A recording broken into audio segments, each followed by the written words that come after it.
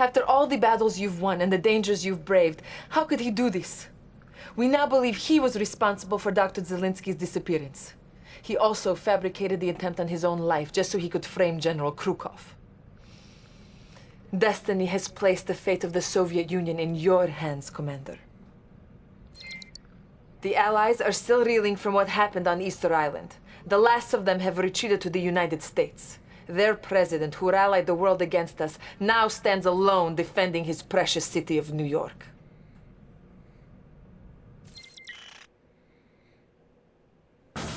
Welcome back, Commander. We must take the battle to them, comrade. We must assail the bastion of capitalism and burn it to the ground. Liberate the people of New York City and defeat the fascist overlords. But be careful, General. They can move their forces instantly with their chronosphere technology. The forces here are on high alert, for they know that their day of reckoning has arrived. This could be the final battle plan, Commander. Our targets are the Allied military fortress in New York City, as well as the Statue of Liberty. The Allies will be on high alert, relying on any forces they can muster. Take caution when moving in on a base. You must topple the symbol of their tyranny, the Statue of Liberty. With this symbolic gesture, the Allies will have no choice but to submit to the Soviet Revolution. Good luck, comrade.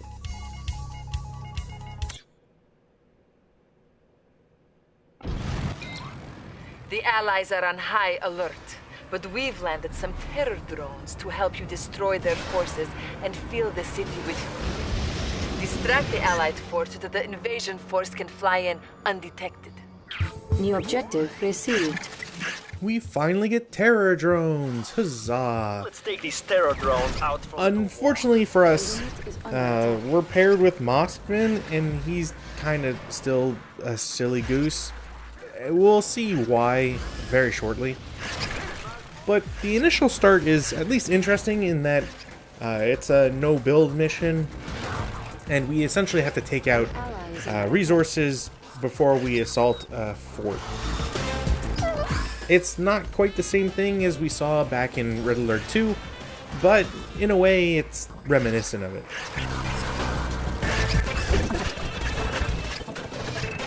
Sadly, considering we only have terror drones and they're not quite strong, they're great against vehicles, but only as a sort of draining life thing. And Moskvin managed to lose all of his units. Not quite sure how. Have gone too far.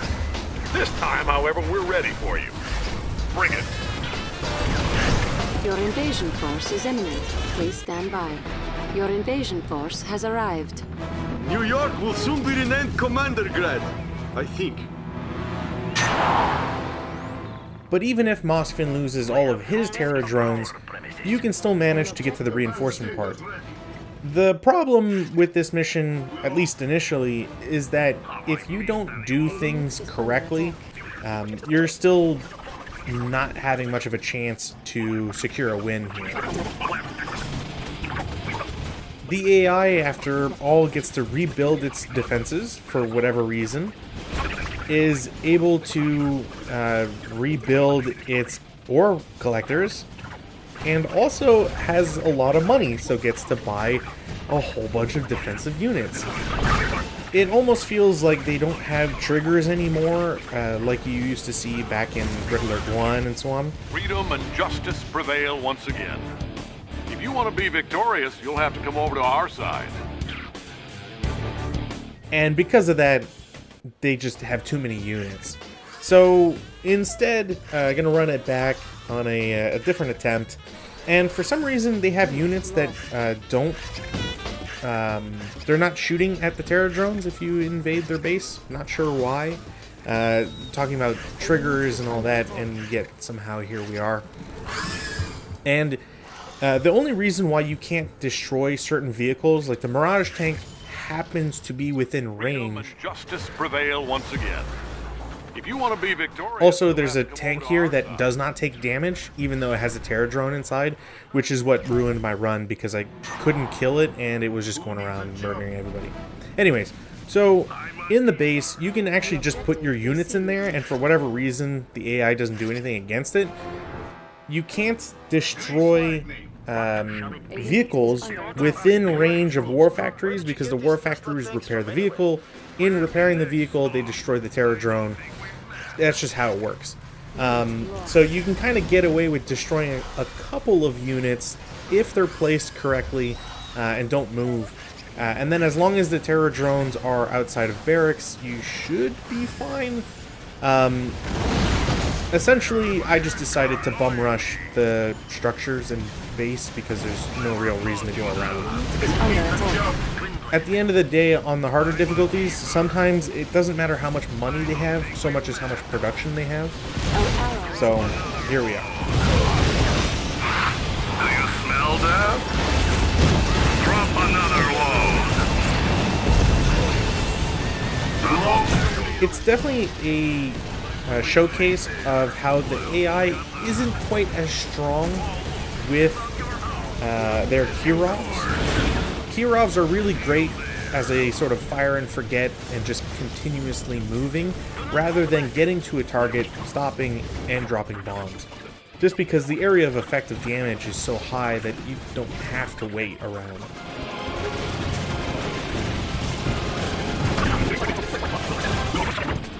Sadly, they still have power for a couple of buildings or defensive structures, so you kind of still have to play it safe even after you've destroyed Fort Bradley, which is a little weird. Why, you little... That's it! I'm kicking up the alert level. We have full authority. Just like old times, huh, you commie scum? There is one final blow to deliver to the Allies. Their hollow symbol of freedom. Destroy the Statue of Liberty so that we may erect our own monument. This will let the world know that the communist revolution has finally come to pass.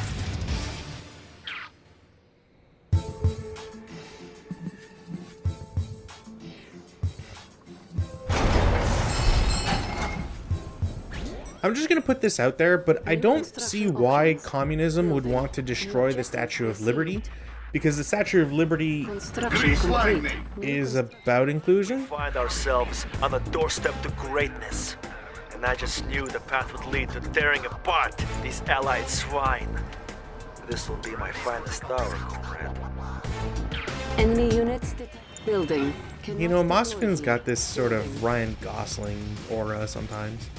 Anyways, as you build up your base, get some defenses. For the love of whatever you believe in, get at least some anti-infantry stuff. Select target. There's the New York Stock Exchange is a building we see here. It gives $100 every once in a while. You have to capture it with an engineer.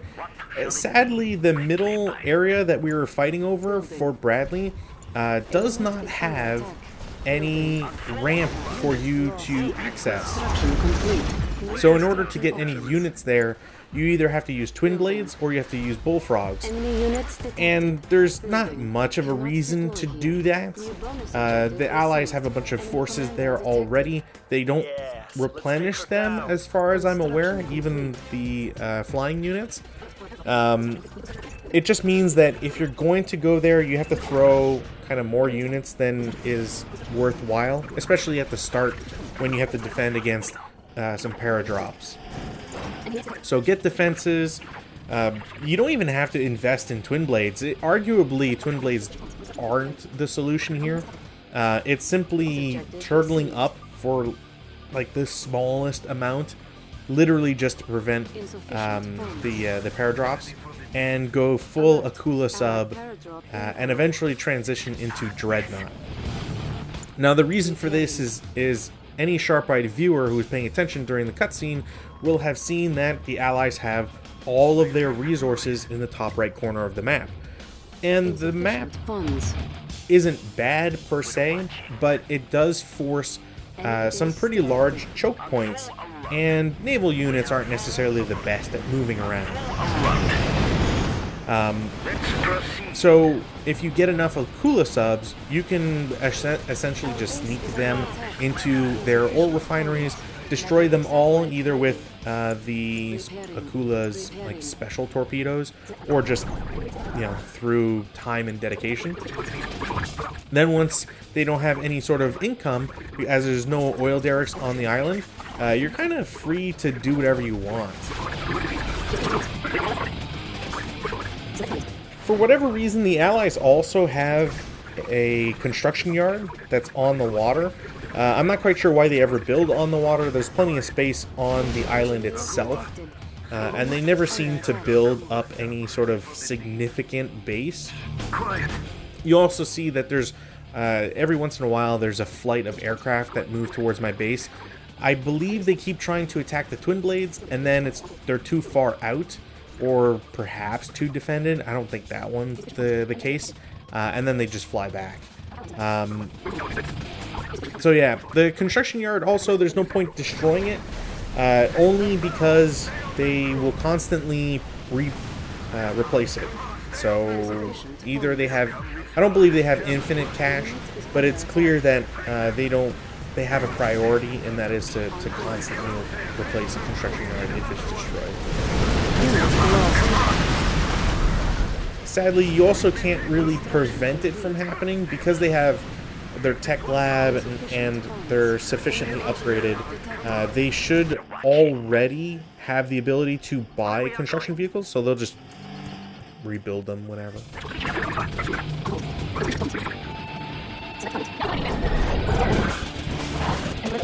And again, the strength of this, like going Akulas on this map, specifically anyways, is because, one, you get a lot of vision.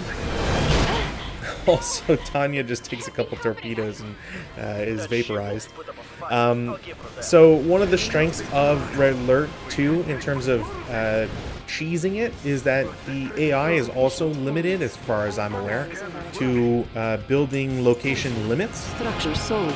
And essentially what that means is they need to get a, in the Soviet case, a prospector, to rebuild those refineries because they're too far out from anything else.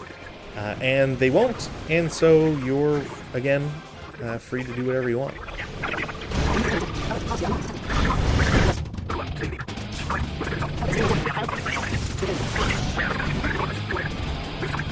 I forget if those units were even chronosphered.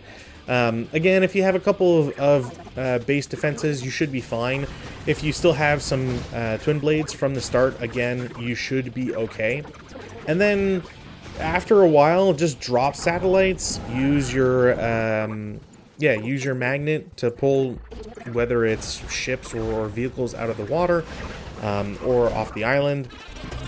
Bombard whatever power structures they have. And, you know, eventually get dreadnoughts and have the dreadnoughts do all of the dirty work.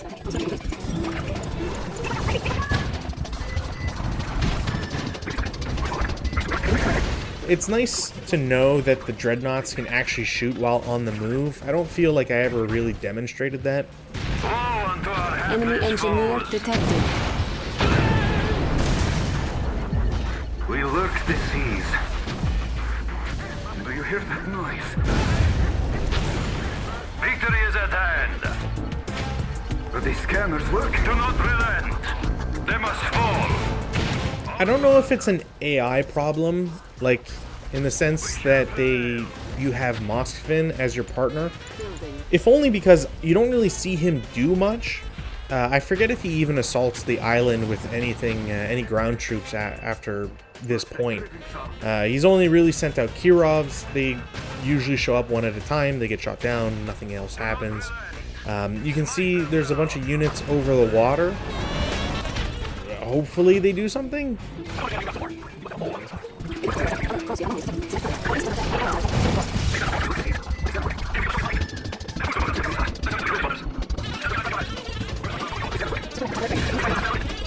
But yeah, the Allies seem to struggle to even get any sort of unit out of a war factory that would be able to affect any Soviet ships. And eventually, they have this like super paradrop that they call in that, for the most part, drops a lot of units on the island, which the Statue of Liberty occupies. But as you can see down on the minimap, there's quite a few that will also go over the various bases and drop there.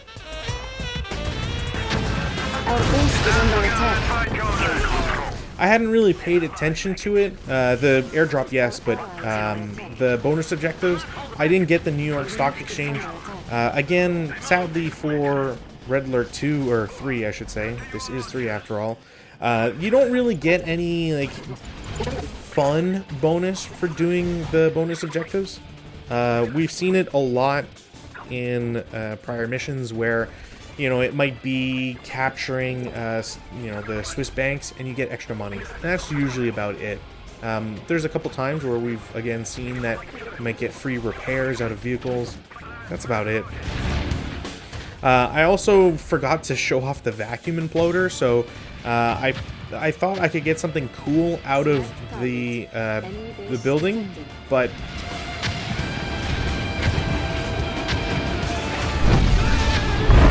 yeah, not quite. It sucks everything into its target and then blows up. That's about it. They cannot damage your will. That was the most fun I've ever had, and how the world trembles at our feet. You should return home. I have a feeling you will be given hero's welcome. I think I'm going to stay here, however, and have a bit more fun. You've done it. The Allies are vanquished. Thanks to you, Commander, the entire world will now become the single greatest Soviet Republic. And the worst thing about this game is no Oleg in a final mission, because this is the end of the campaign.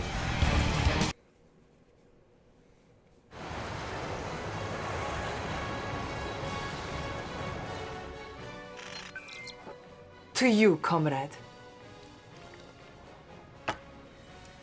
The people want to meet their new premier. The future is yours, Commander.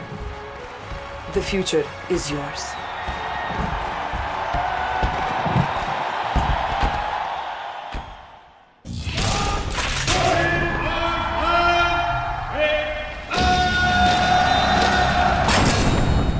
Kind of a weird ending, but maybe they'll have more to do in the other campaigns.